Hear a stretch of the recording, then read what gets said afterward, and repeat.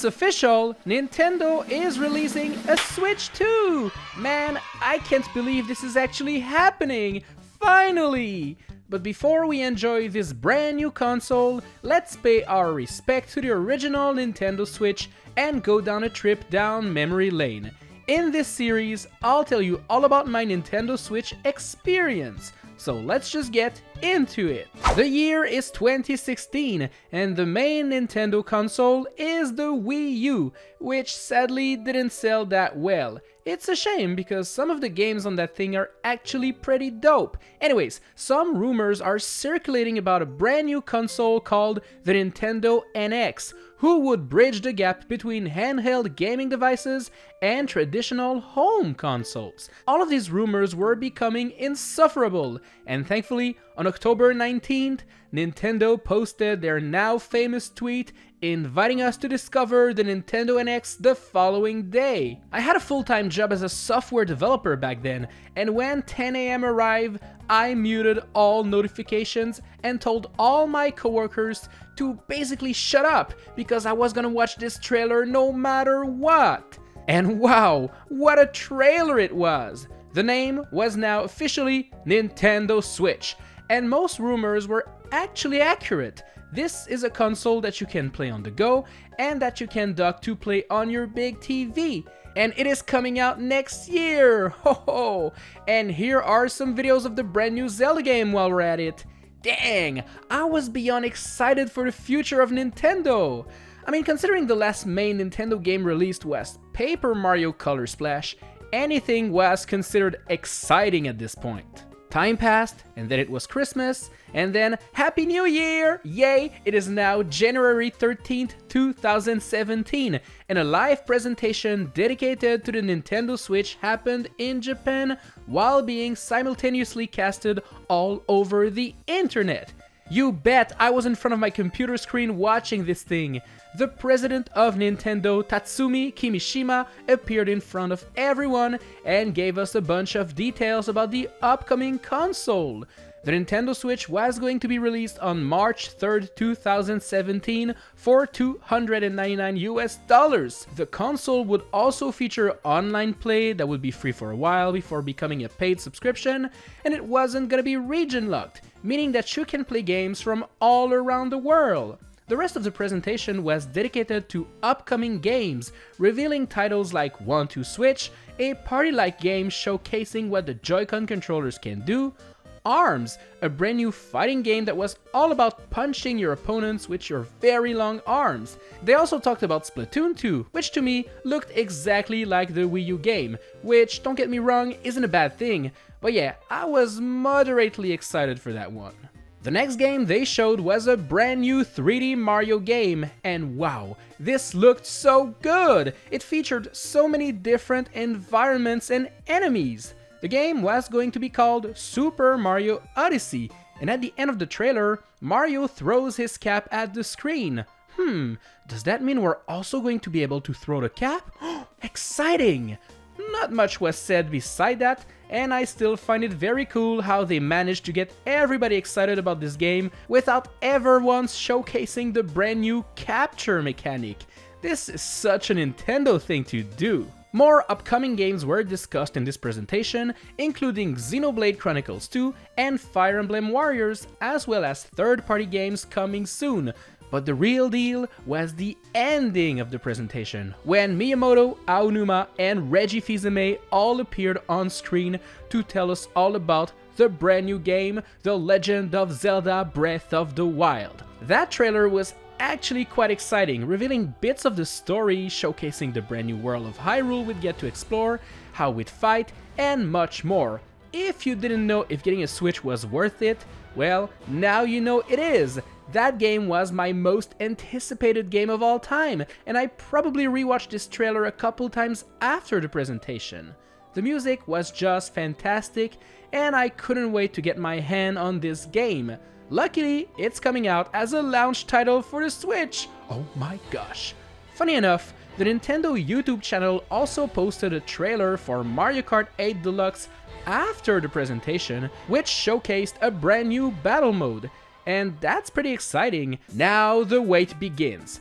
2 months to go before we get to play the Switch. I'm gonna be honest, I didn't wait the whole 2 months. I was very privileged and was invited to a Nintendo Experience event in Toronto on January 28th.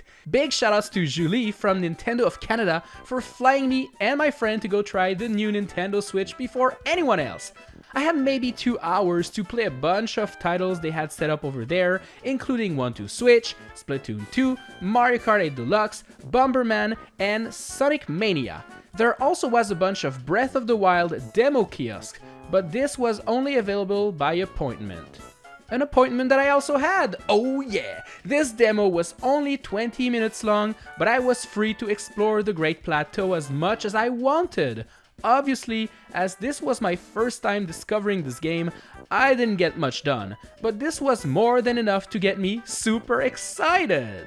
Fast forward to March 3rd, the date everyone was waiting for. I had called off work weeks in advance because I knew I was going to be playing Zelda all day long, but in order to do that, I had to get a Switch first. I still don't know why to this day, but I had no pre-order for the thing, so what I did instead was go in the Walmart parking lot at like 4 or 5 AM and I waited for the opening time to be one of the first to get the Switch. Luckily for me, the employees of Walmart were true bros, and around 6 AM, they just gave tickets to everybody that was waiting to confirm they'd get the Nintendo Switch. Now, all that was left was to go to Timmy's, eat a breakfast sandwich, and come back at 8 to grab our new baby. And yes, it was that simple. I spent most of my day playing Breath of the Wild, and if I remember correctly, I streamed it as well while chilling with Nathaniel Bandy.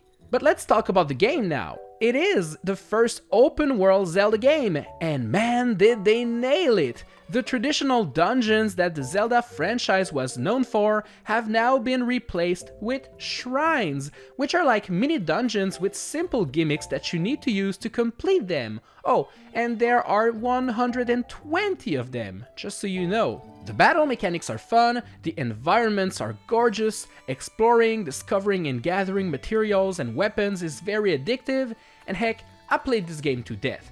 I'm ashamed to say that I haven't fully completed it. I mean, I got the story done to the end, and I probably finished 100 shrines or so, but with all of the new games coming out, I had to eventually let go of this one, and I had to move on to new games. Speaking of, another launch title released by Nintendo was in my Walmart shopping bag that day. 1-2-Switch. And, well, if you play that game, you know it isn't exactly great. It's a fun, decent experience that you play with a bunch of friends for an hour or so, and then you put it back in your gaming collection and you never play it again. This was supposed to be the Wii Sports of the Nintendo Switch, finally showcasing what the Switch was capable of. But in reality, no one really gave a crap about it. I remember showing this title to one of my non-gamer friends, and well, let's just say he wasn't impressed at all. We don't talk to each other anymore. It's that bad. Nah, I'm kidding, but still, the game was pretty trash. It's just a bunch of minigames that are meant to be played while not actually looking at the TV, but by staring your opponents in the eyes or whatnot. I got to play that one back in Toronto, and well, it wasn't that more fun back there. The game should have been like $20 or something. Speaking of, a little downloadable title was also available at launch for about 20 bucks. Snipper Clips. Cut it out together. And in this one, you control two little shaped dudes and you have to cut each other in order to solve puzzles. This is such a fun idea, and I had a blast playing this one with my girlfriend. This was way better than 1-2-Switch, that's for sure. During that month, I also played a lot of Shovel Knight, which I had backed on Kickstarter a while ago, and this is such a cool game. Like seriously, if you still haven't played this title, you need to do so. It's just amazing, especially today with all of the DLCs. Nintendo also released the Splatoon 2 Global Test Fire, which allowed us to try out turf wars with limited weapons and stuff for a few hours during the weekend of March 24 to 26. And well, it was pretty much the same demo that I got to play in Toronto, so I felt right at home with this one. In April, Nintendo released Mario Kart 8 Deluxe, a definitive edition of Wii U's Mario Kart 8. It features new characters, a brand new battle mode, and now allows for 2 items to be held at once. I am a fan of the Mario Kart franchise, so obviously I played this game to oblivion, especially online with my viewers on stream. By the way, you know we're going to do that for Mario Kart 9 on Switch too, so subscribe right away if you want to play with me and the rest of Team BBQ. I also got Puyo Puyo Tetris during that month, which is some sort of hybrid game combining Tetris and Puyo Puyo. I thought I was gonna have a blast playing that one, but I played it a lot with my girlfriend and she's a beast at those types of puzzle games, so she'd kick my ass every time, and I'm a bit of a sore loser, so I just gave up on that game. Yes, immature and shameful, I know. I also got Lego City Undercover, because I had heard a lot of good things about that game, and I still hadn't played the Wii U version. And well, I haven't played the Switch version either. Yup, I hold a game I haven't played on 2 different consoles. Pathetic. May was a bit of a slow month for the Switch, as no new first-party titles were released, and I'm pretty sure I didn't buy anything during that month. But that's okay, because June was the month of ARMS, Nintendo's latest new IP. And wow, I didn't like it at all. I tried to like ARMS very much, and I played it for a while. But I don't know, man, this whole motion-controlled game just wasn't for me. It looks gorgeous, the world and characters are actually pretty interesting, but I just couldn't get into the gameplay. The game was also pretty barebone, and I felt like the only thing to do here was to get online and fight people, completely destroying them or getting completely destroyed, and then you do that over and over again. Like I said, it's probably just a skill issue on my part, but yeah, this game just wasn't that good, at least according to my opinions. I quickly went back to Mario Kart 8 Deluxe as my main Switch game at the time. Oh, I almost forgot, on June 30th, the first pack for The Legend of Zelda Breath of the Wild DLC was released. This one was called The Master Trials, and basically, this one is all about giving you little challenges in some rooms, and you have limited weapons and armors. And yeah, I guess it was fun, but I didn't play that much. I'm not even sure if I finished it actually. July came quick, and with it came E3 2017, the very first E3 I attended in person. This was also the first time I ever met Nathaniel Bandy in person, so that's pretty cool. I got to play Splatoon 2 during E3, as well as Fire Emblem Warriors and Super Mario Odyssey. Once again, super exciting time, but you know I had to get back home because in July Splatoon 2 released, and boy did I like this game. I played Splatoon on Wii U quite a lot back then, and since I felt like this game was exactly the same thing, you bet I played it quite a lot too. The single player experience was pretty fun, but the real fun of Splatoon always comes from the multiplayer modes. In August, Sonic Mania was released, and this game is just insanely good. It takes the classic Sonic levels, but adds new stuff and makes it even better. But my main game during this month was definitely Mario plus Rabbids Kingdom Battle. This is a weird game that combines Mario, the Rabbids, and guns. And guess what? It actually makes for a great game! This is a strategy RPG game, so you hide behind boxes, you plan your moves and shoot down enemies. It's a bit difficult to explain, but it's a really good game, for real!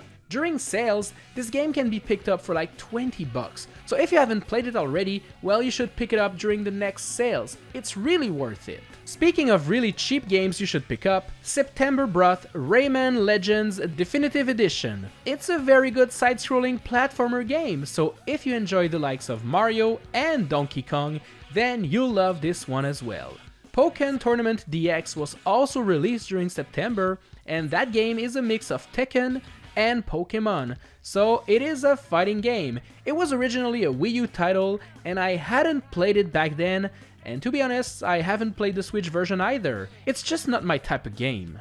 But in October, my type of game was released, a brand new 3D Mario game. Yes, it's finally time for Super Mario Odyssey, and man, this game didn't disappoint. The art style is wonderful, the controls are tight and precise, the game is fun, and that new capture mechanic is out of this world. Seriously, being able to capture pretty much anything you want and use that to your advantage pushed the 3D Mario formula to its limit. It's gonna be hard to top that. But it's Nintendo we're talking about. Of course they're gonna find a way to do better on Switch too. October was also the month of Fire Emblem Warriors, a brand new entry in the Warriors genre.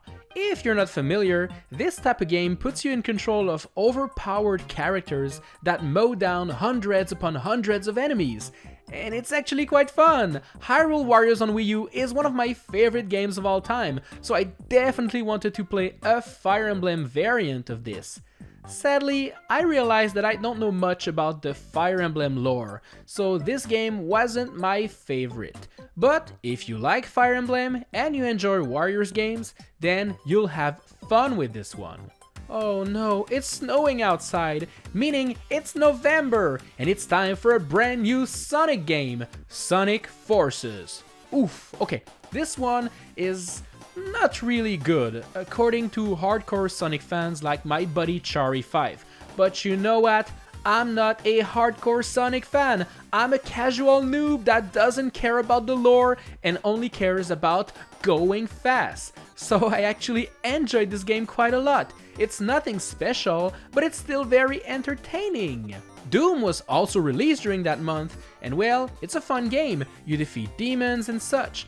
Porting this game to the Switch mustn't have been easy, but the developers managed to do it. It's solid, it runs great, and it's actually not a bad way to play this classic game. Snipperclips Plus, a physical version of the original Snipperclips, was also released, but for some reason, I pretty much forgot about the existence of that game, so I never owned or played it. Apparently it adds 30 new levels and a couple more stuff, but yeah, I just didn't play it. I'm sure it's good though. In terms of third-party games, we got L.A. Noire, which is a Rockstar game that is apparently very fun.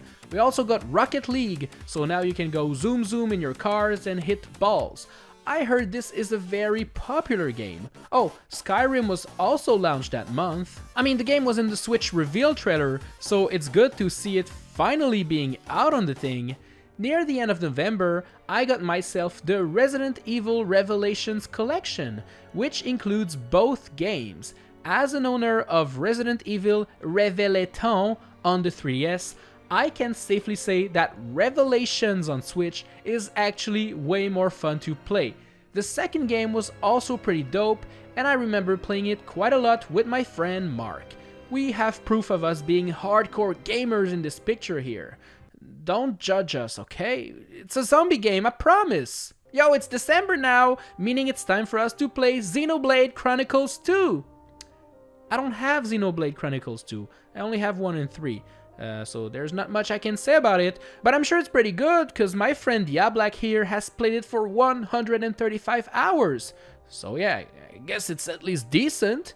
Yooka-Laylee was also out for Switch during that month, and this spiritual successor to Banjo-Kazooie just didn't do it justice for me. I loved the heck out of Banjo, and I didn't really care about Yuka. I'm sorry, I tried, I promise.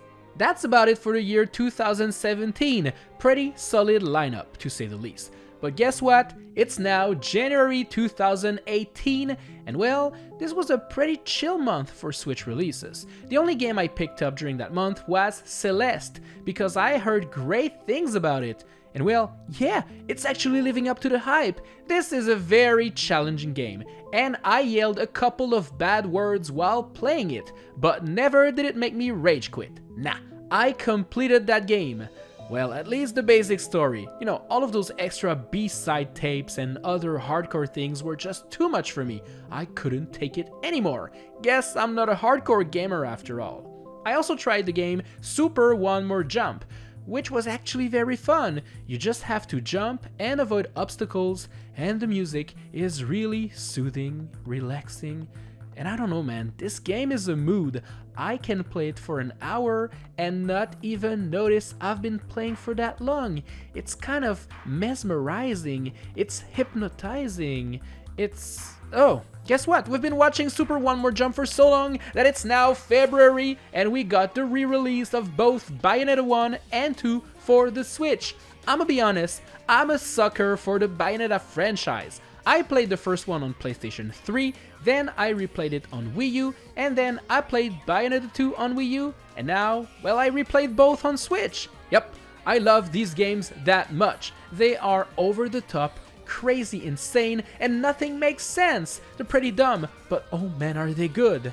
But yeah, that's pretty much everything new I played during that month. All in all, the first year for the Nintendo Switch was pretty solid, and my collection was pretty much already bigger than my Wii U collection in 5 years, so that's a plus. And well, the Switch had already outsold the Wii U in its first year of existence. So keeping that in mind, I knew we'd get a lot of support for the system in the future. Join me next time as we'll get to see what Nintendo released during the Switch's second year. And trust me, the games are gonna be pretty good. Thanks for watching, bye bye!